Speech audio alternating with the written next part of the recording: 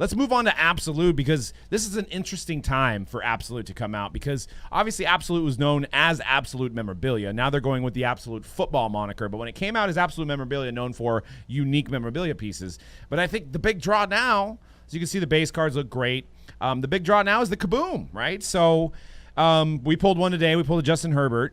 And Gary Vee was out there talking about how Kabooms could be the next big thing, like the Silver Prism. So comic type cards is what he was saying. Right. So the Marvels, and I think the Kaboom kind of falls in line with that. It'll be really interesting to see. One, I don't know if they're coming in a master case, if there's one in each inner case. I don't know, because we got one in our first, so we'll see in the second one if you get a Kaboom. And will also be interesting to see how these perform in the parallel era. I think we can safely call this year the NFL parallel era. So this speaks right to it. So we'll see. I mean, one thing is is it retail? Is there Kaboom possibilities in the retail or not? Okay, so it's only hobby only that you can get the Kaboom. Yeah. So, that might have like a kind of a damper on it compared to like the Prisms and stuff where people can go to Target. I think that helps elevate the card market because people can get those in their hanger packs. But these Kabooms, I think, are going to do pretty good. And well, maybe you can get the base Kaboom in retail. I don't know 100%, but maybe they're making it so you can get the base, but definitely not the parallels. Not the green and the gold, right? Yeah. So what do you think? I mean, what do you think about the Kaboom? Let's do predictions. PSA 10 Kaboom, Justin Herbert. PSA 10 Joe Burrow. What do we think those are going to go for out of the gate? Just the base version? Yeah. Now it might take you six weeks to get the PSA 10. But when you say base version, you could do 5 data for $75 now. That's what people are going to do a lot. Bring it down. What are you talking about? I mean, you got all the knowledge. What's the base version? And there's a gold to 10, and then there's I think the green 101. So you're talking about anything that's not numbered. Correct. Not numbered. Okay. Yeah. Where we're not quite sure the print run. And are we thinking that there might be one Kaboom base per inner? We don't know yet. We don't know. We don't know yet. Has anybody seen a full master case I think it's one Kaboom per master case. I would say the Herbert would be $800 and the Burrow for would be PSA 10. Dude, I'm raw. Baby. I'll go baby. I'll go $1,500 for the PSA 10 for Herbert. Did you ask for PSA 10? I did. Yeah. You can't do that because it might have. In the time that you waited for it to come back, it might be worth 10 times the amount. True. That's okay, true. let's just do raw then. You're right, because for the sake of this, it might be weeks and weeks, and Herbert may throw 35 touchdowns. I like it raw. So Herbert, ooh, baby, I like it raw. You got Herbert 800, then Burrow how much? Or both of them? 1,000. 800 for Herbert, 1,000 right, for Burrow. I'll go 801 on Herbert. I'm just kidding. I'll go 1,000 on Herbert and 1,200 on Burrow. I mean, you have all the knowledge. You would know. 10%. I mean, that sounds pretty good. I can't refute that. Oh, you better figure something out. Let's go 750 on Herbert and 950 on Burrow. I mean, makes for bad radio if you're like, name that price. I don't know. There you go, just interrupting me again. No, man. I mean it was your question and you have no answer. That's how I roll. I should say I don't know. I don't know. I should be really confident and then say I don't know in the same thing. Double that for a 6.5, yes. And then Max brings up the point of, are these going to show up in Kaboom packs, which they probably will, but it'll be a different picture. Yeah. So that might muddy the waters a little bit, right? That's got to devalue it, right? Yeah, I mean, in a perfect world, if you're buying the Kaboom Justin Herbert or you're buying the Kaboom Kyle or any of these guys, you probably don't want to see the Kaboom. If I had a guess, I would say even with the Kaboom packs, the absolute ones should hold their value over the Kaboom pack ones because just the fact that they are a case hit and you're only getting one of them in a master case. So there's already a couple on eBay. There's a Clyde the Glide for $4.99, a Jerry Jeudy for $4.99. I don't see any of the quarterbacks. Here's a Justin Herbert, $1,000 at best. Woo, offer. Let's go. $1,000 at best. Yeah, offer. I mean that's the best. I bet I could put $800 right there, and then we'd have a completed listing, and bam, I'd be right on. You think so? Yeah. So far, I'm right now because it's up there for 1,000. So that's it so far on early listings.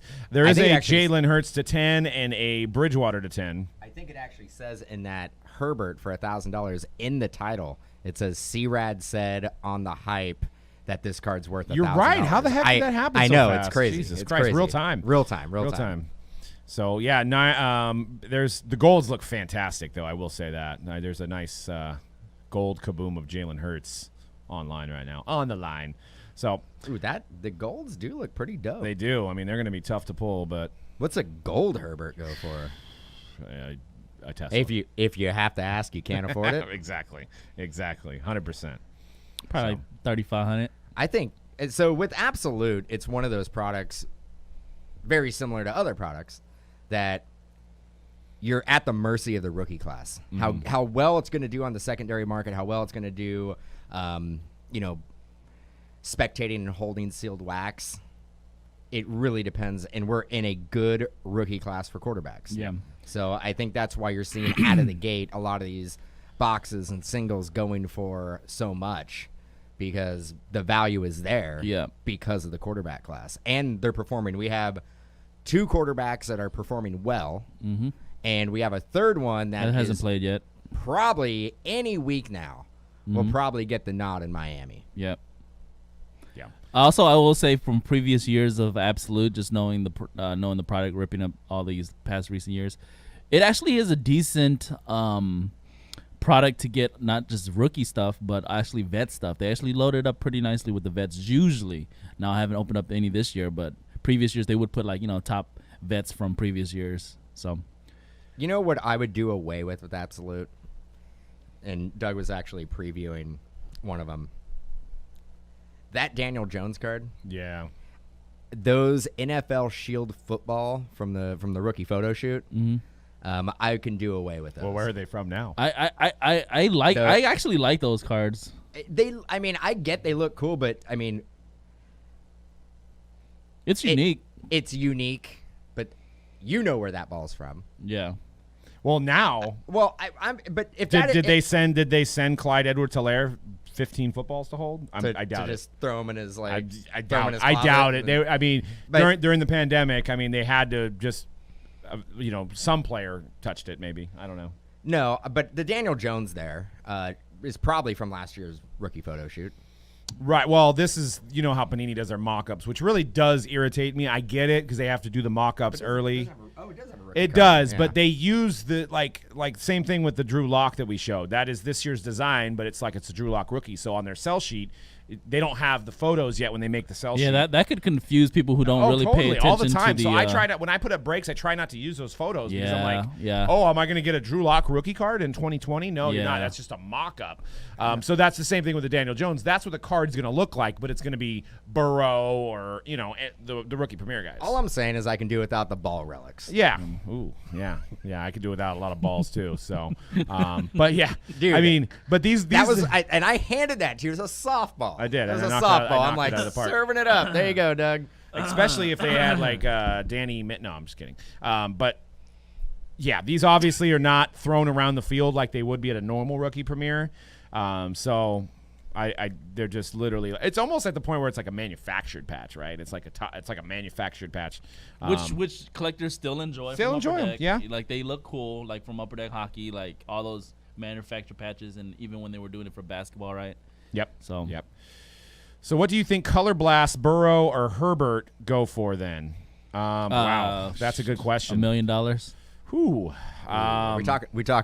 When Prism comes out. We pivot to We Prism? did, but that's a great question because that might be the most sought-after parallel of the year, right? Creme de la creme. It is. And it depends on how often they make them fall. I think in the past it was like 1 every 10 cases. If Well, you're last lucky. year's Prism, were they in last year's Prism football? Or were they in last year's Spectra? They were in last year's Prism football, I believe, right? They were, but you just don't even see. I think we pulled like one in one baseball. or two. Yeah. We pulled 1 or 2 in football, not very many.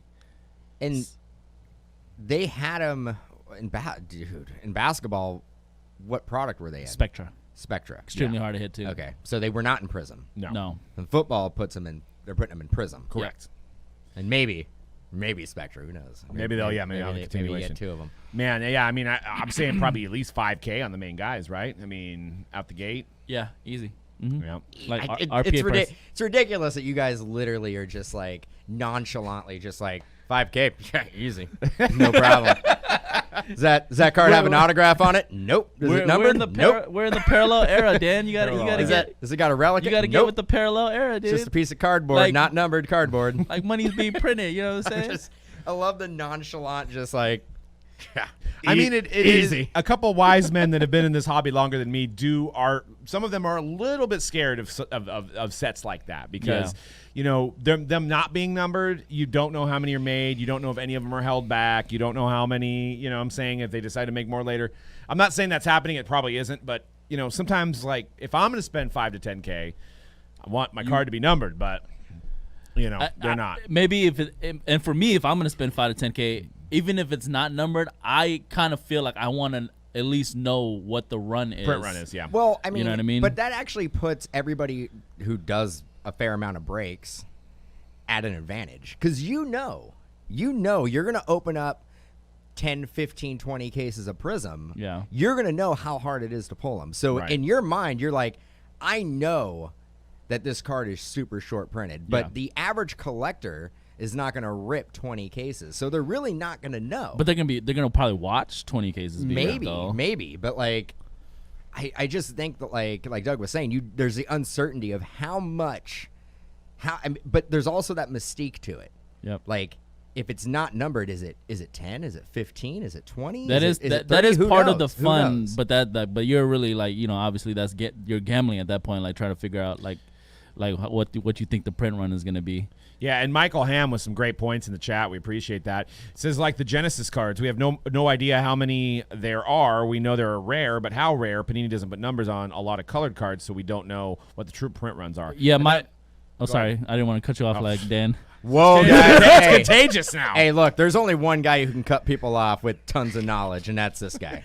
I just want to say really quickly to the Genesis thing, just in general for people listening and collectors, when you're dealing with a retail exclusive parallel, you can probably be certain that it's not going to be that short printed because retail, I mean, obviously they make way more retail than hobby boxes, like in terms of like blasters and just like hanger packs and all that stuff. Value packs. So something like a Genesis parallel from retail, it's probably, people thought it was rare in the beginning, but it's like, in my head, I'm like, it's from a retail SKU, so it's like, how rare could it be? You know what I mean? So I mean, and that's kind of maybe one of the smoke and mirrors part of this hobby. I'm not saying that like people are taking advantage of people, but like you see it on eBay.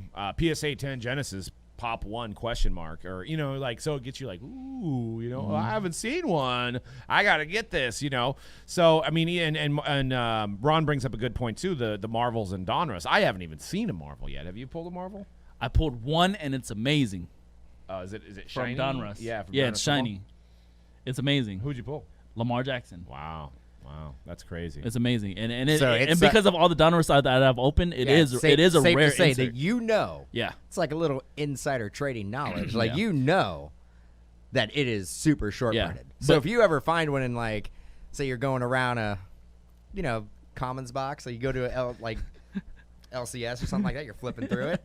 And you find one of those, you may want to buy it. You know what? That's true. We do know because we have a little bit insert with that because we rip so much. But I also I play games in my head too. I'm like, did I just get a bad palette or something? You know what I'm saying? Of cases Well, I'll tell you right now. Because sometimes people in the chat we don't get pallets. I don't want to interrupt you. But we don't get pallets of product. I don't want that going out there. Our cases come from a certain. Because we don't know how they pack the stuff up, right? Obviously, because we get our products from distributors, and we don't know how it gets packed up and sent to distributors. Because sometimes I'll open up a product like 10 cases, right? And I won't pull a certain insert or whatever, and then somebody will come in the chat room and be like, "I've seen this other breaker get 2 of those in 5 cases," and I'm like, I opened up 10 cases and I haven't got one. Well, maybe remember when we in Flawless 16-17 how many Simmons you were getting? So it was like we had 20 cases we did, and I think you put 5 or 6 Simmons. So you wonder. I mean, like a lot of stuff. That's why I say I play games with my head too. A lot of stuff is hand packed, and maybe the stack of Simmons went into a certain type of pallet that went to our distributor, and then we picked up some of those cases. So it's definitely interesting.